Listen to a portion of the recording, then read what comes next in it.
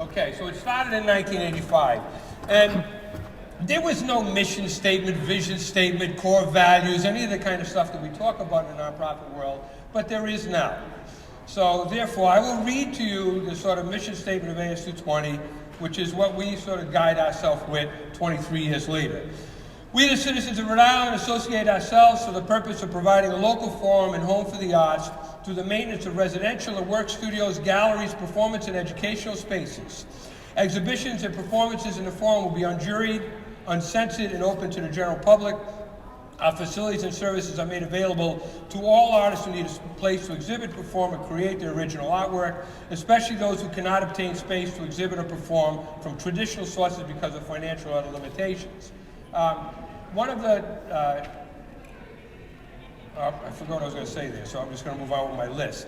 What it consists of now is 2 buildings that we own in downtown Providence. It's a total of 50,000 square feet of space, 26 work-live studios, another 8 work studios, a dark room that is very affordable. Artists can rent time there. We use it also as a teaching space. There's a print shop that has etching, letterpress, and silkscreen stuff. Performance space that does 10 to 12 live events a week in every genre imaginable, and if it hasn't happened, we would like to encourage it. There are 4 gallery spaces that change every month. Teaching spaces, we have a youth program. We work with incarcerated youth in and out of prison, work with kids in group homes and that kind of stuff. We have commercial tenants, theater, restaurants, a barber shop. The future, we're also looking at another building of 50,000 square feet where we're looking to build potentially a fab lab. There'll be hacker space. I want to bring this technology stuff in because we have a monthly geek dinner, actually 2 of them, that happened because one spun off the other because that group wasn't satisfied with the sort of agenda of the first group, and that has become enormously popular. And of course, you know, the Department of Economic Development suddenly thinks this is really cool, and well, actually some people from there were involved, but they were the, you know, sort of the underground types that got involved in it initially. Now they're writing about it in the Providence Business News and all this. I don't understand any of that stuff, but and we want to do more shared artist studio and more shared space. A few of the things that makes AS220 really, I think, truly unique in a sense is that we have 44 employees at AS220, about 24, 25 full-time and the rest part-time, and they all make equal pay.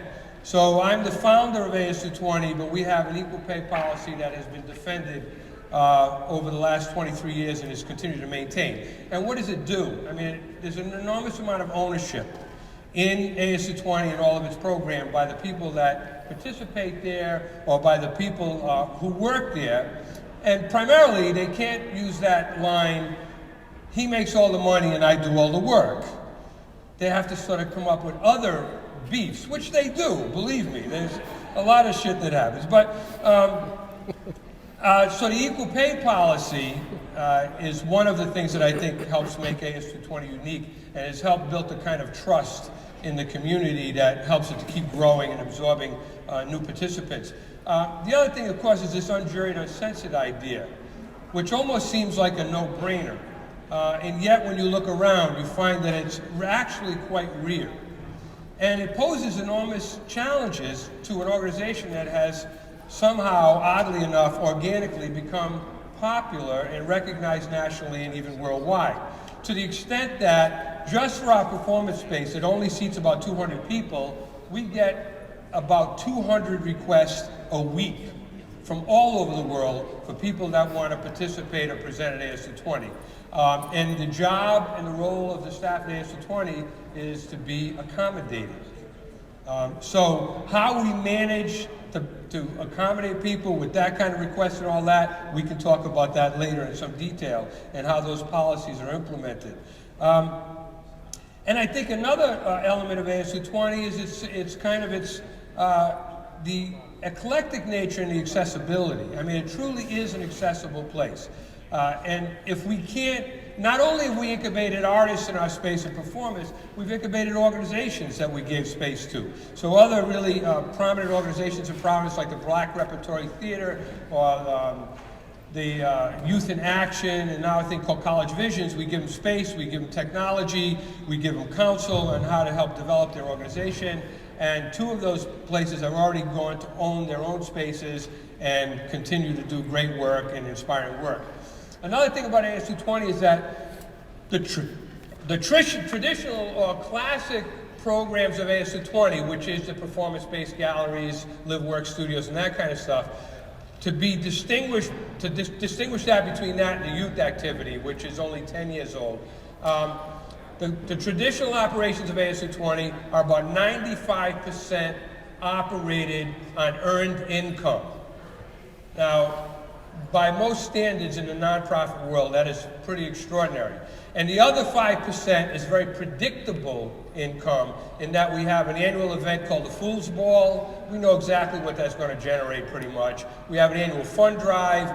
So even the sort of soft part of the operation is the way that money is earned is pretty predictable. So the organization, with the exception of the youth program, is about 100% sustainable. It's not going to go anywhere. Now, how does that happen? Everybody pays some rent. Now, all the artist spaces are affordable spaces. You have to earn, to live at AS220, you have to earn $25,000 or less to get a live space at AS220. So the rents are very reasonable, the studio rents, but then we have some commercial tenants that pay higher square footage rent that help offset some of that cost.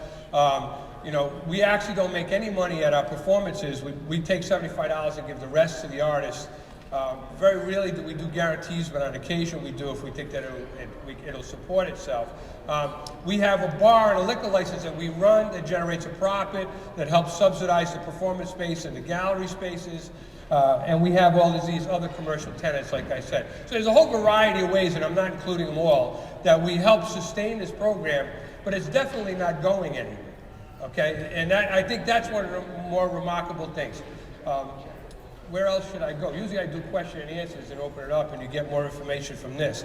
I mean, there have been remarkable stories. You know, when we first, just one quick anecdotal story, you know, to talk about the innovativeness of artists and creative people. I mean, when in our second space, when the city finally realized that we existed and was reading reviews in the newspaper and came to visit us, we could not legally live there, so we sort of did a kind of an Anne Frank, and we hid everything that looked like live. We said there were work studios. This was under the regime of Mayor Cianci, who's infamous. There'll be a movie, trust me. He just got out of prison after spending 5 years in jail. He was actually you know, sometimes that's all right if you're on the right side of that. And he thought I was kind of interesting. So, and at that time, Providence was dying, and now Providence had this incredible and phenomenal renaissance. And not in small part by the presence and the energy that AS220 has generated and the sort of hope and optimism. I mean, one of the things that I believe about what happens at AS220 and what something like this represents is that, I mean, people who are in the act of creating, that is such a hopeful act in general. In a world and an environment that is trying to reduce us to being absolutely hopeless in so many different ways and so many pressure to do that. So if nothing else, you know, that's one of the things that we give. I'm good, I'm tired. I could just go and go. I got so many good stories about the ex-mayor.